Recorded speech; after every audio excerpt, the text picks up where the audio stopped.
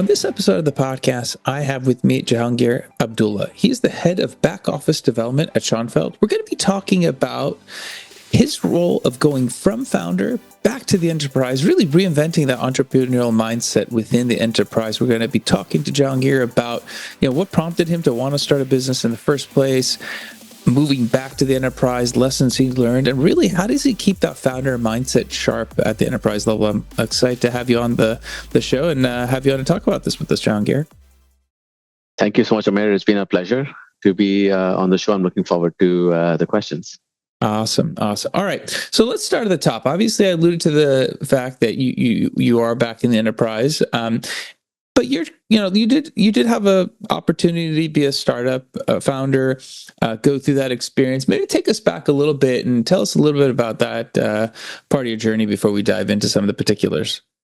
So this was back in 2016. I used to work for another hedge fund, and the founders of the hedge fund gave us the opportunity to spin out and basically build products out of the software that we had built for the hedge fund.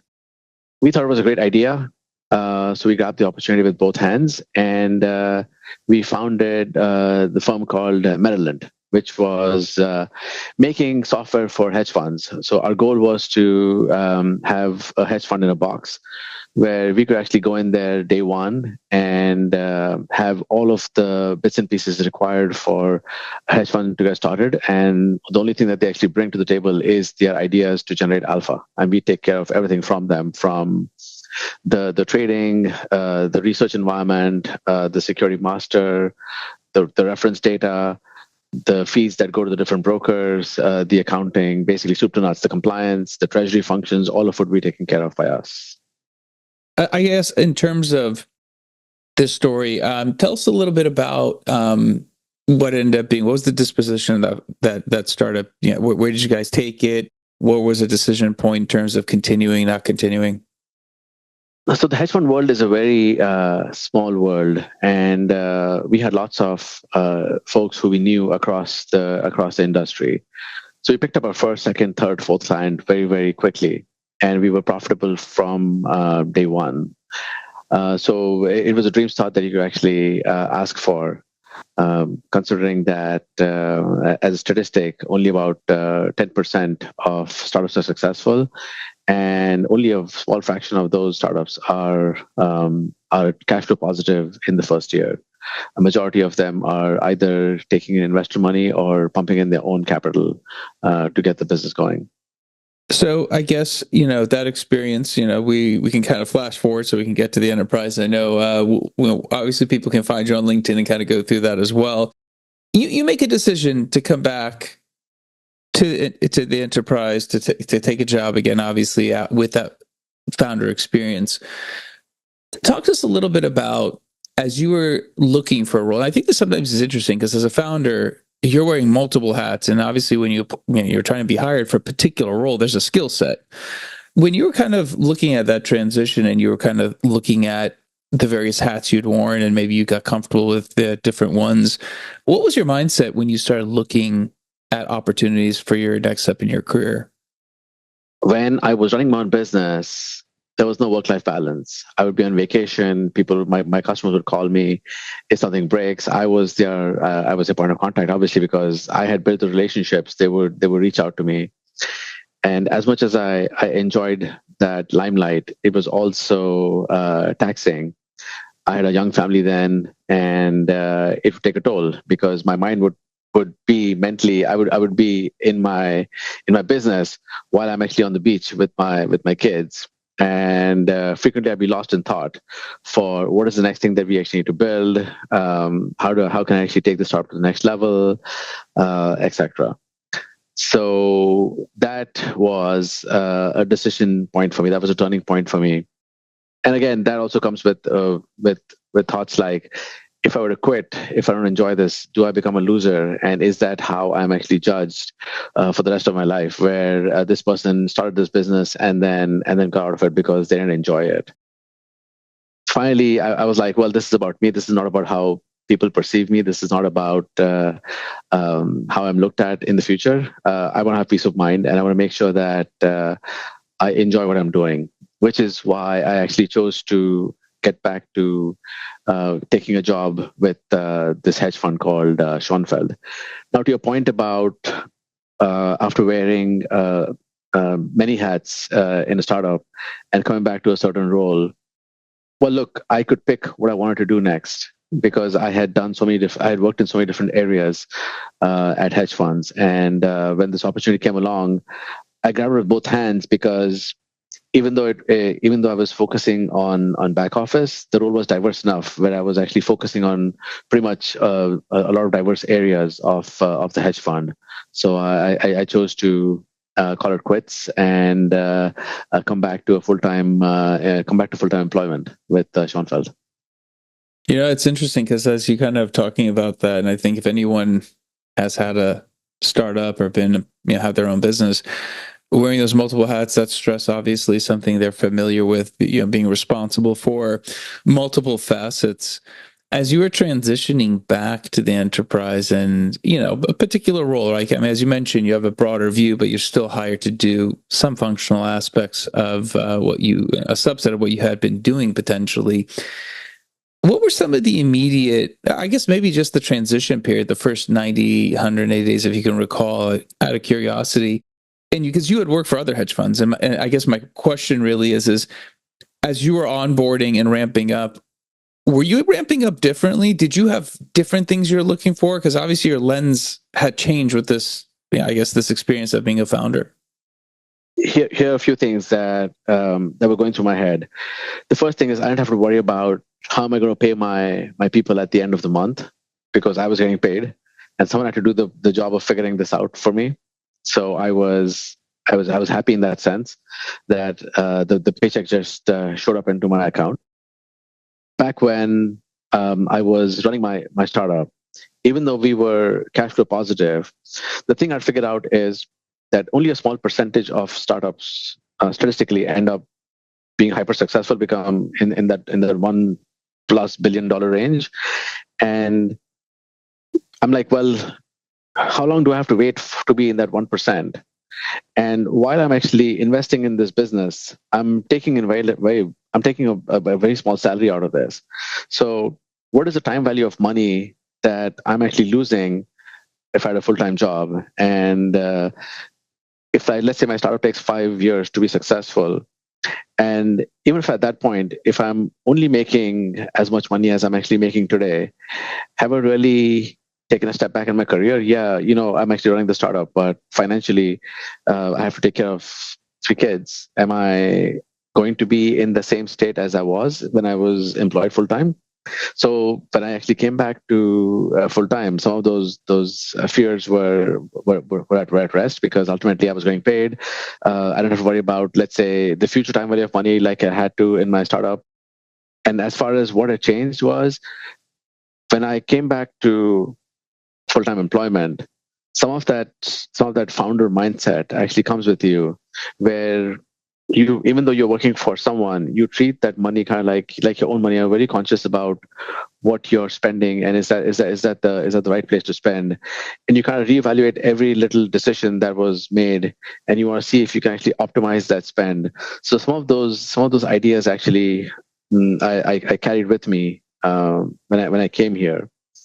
Besides, I had a huge offshore presence when I was running my startup.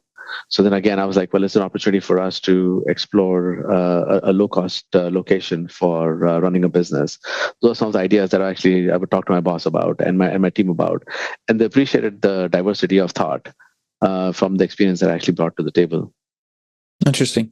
Yeah, it's that diversity of thought I think is critical. Sometimes when you change the lens at which you view things, you get to see different attributes, different opportunities, different scenarios, in which case, you have other tools to pick from and other situational awareness.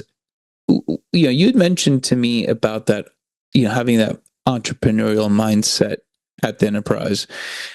So the enterprise typically has some stigma, right, of slow moving, lots of decision governance, where startups have a lot of fly by the seat of your pants so you make it work. Obviously, that's a generalization. There are more formalized startups as well, but startups have a connotation of being more flexible, fast paced, whatnot.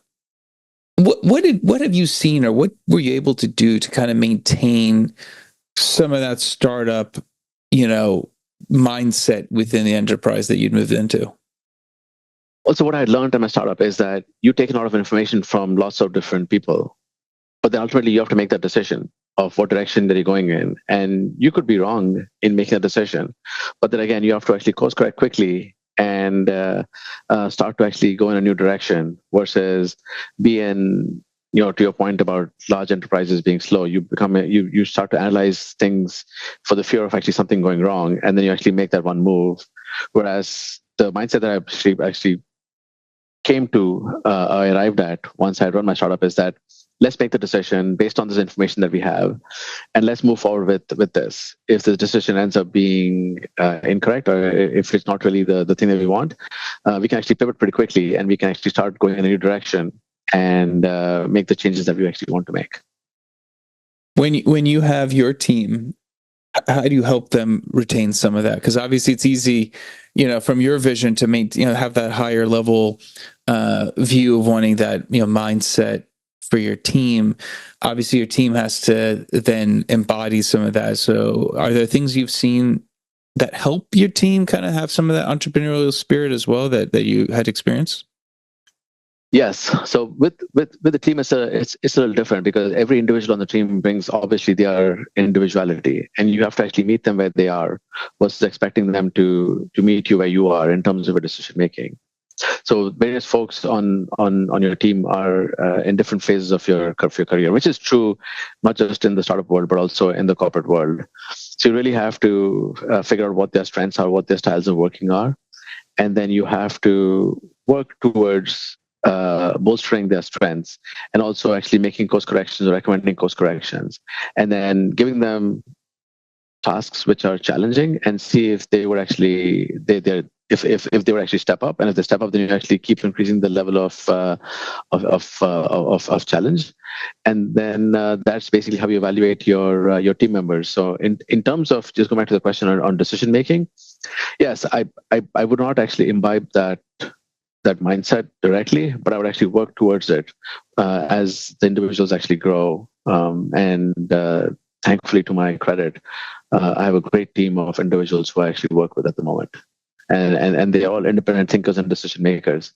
I'm proud of the decisions that they make. I like that. I like that quite a bit. Would you ever consider going back to being a founder? Is there a world in which you would, down the road be like, what, if I found the right idea, I'd go back? Or is the startup world, and again, I think it's actually depending, knowing what you want, I think is super important. Or is it a case where, that life, regardless of upside, just isn't what you want for yourself and your family? Well, I've realized that, right or wrong, I've realized that it's actually too late for me to start another firm, and this is where I want to be. However, I have a teenage son, and I'm actually working with him, on him to live my dream through him. As him and I actually talk about the world and about software and about startups, we keep bouncing ideas off of each other on how about we actually build a startup that, let's say, did this.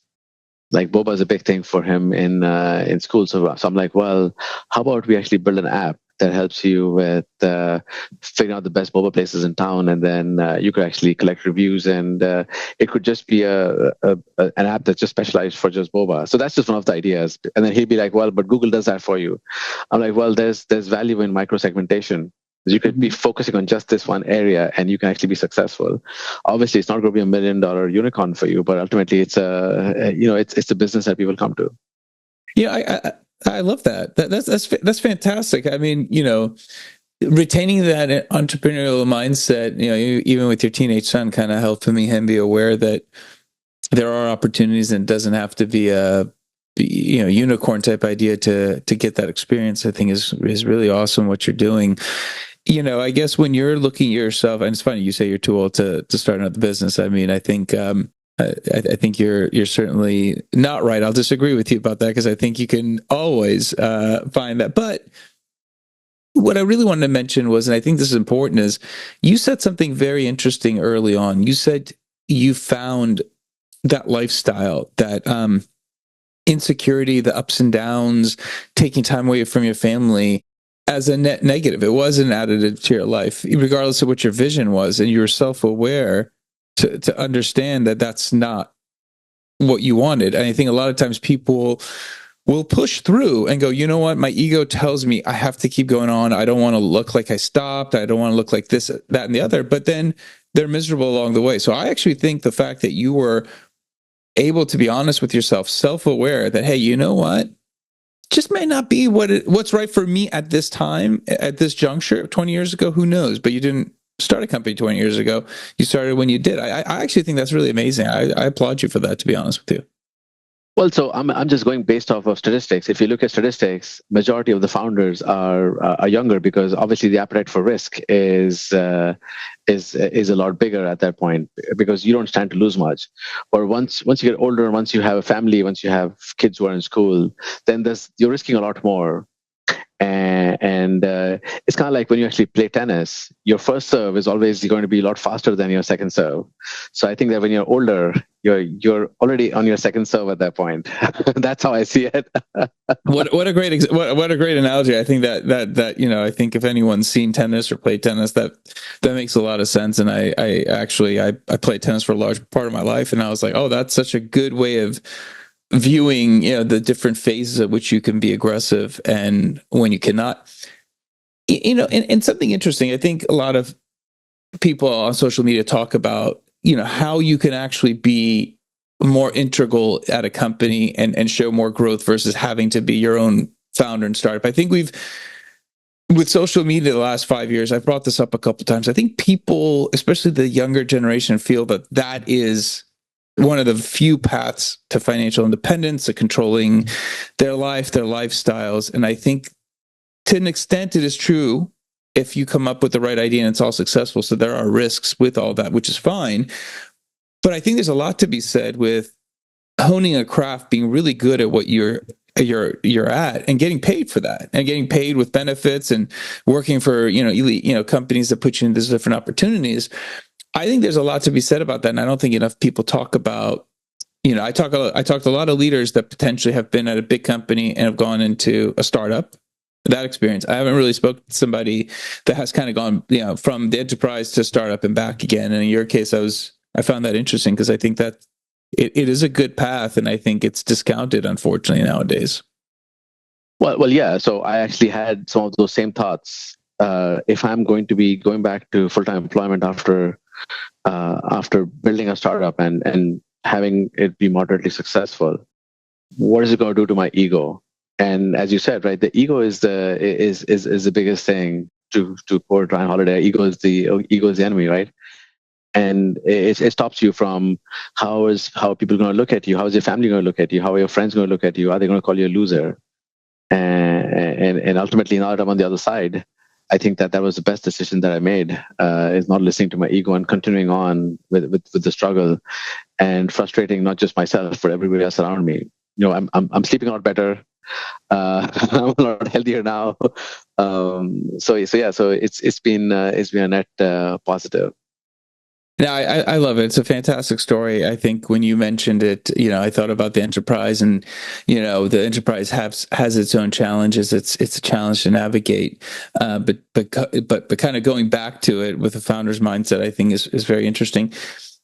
I guess maybe final question for you: if you're talking to maybe somebody who's listening, who's a founder, and the transition back, and especially the resume and explaining I was a founder, coming back, was that an obstacle when you were interviewing? Was it a pretty easy explanation and as you're making that transition back?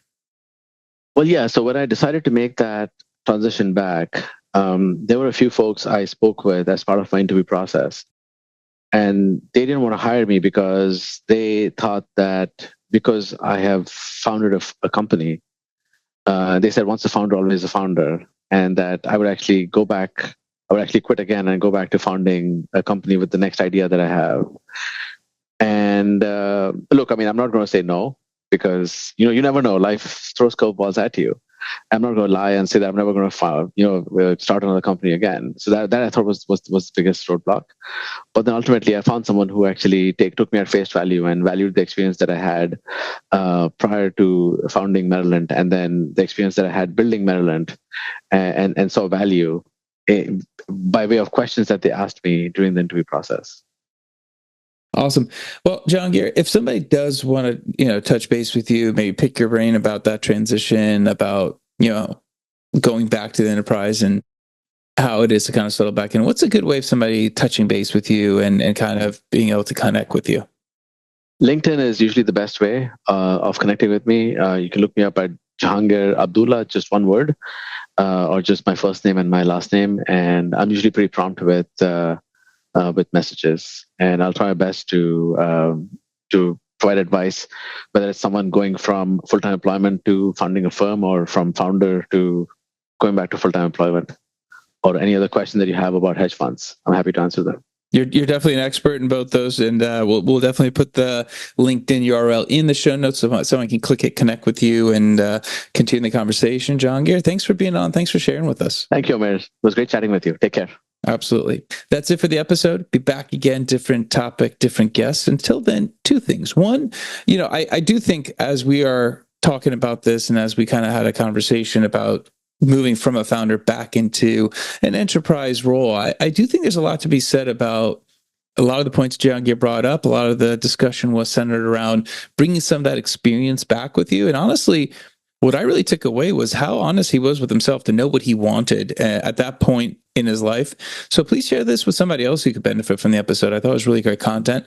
Also, subscribe, comment. Let me know how the podcast is going for you. I'd appreciate that. Until next time, thank you and goodbye.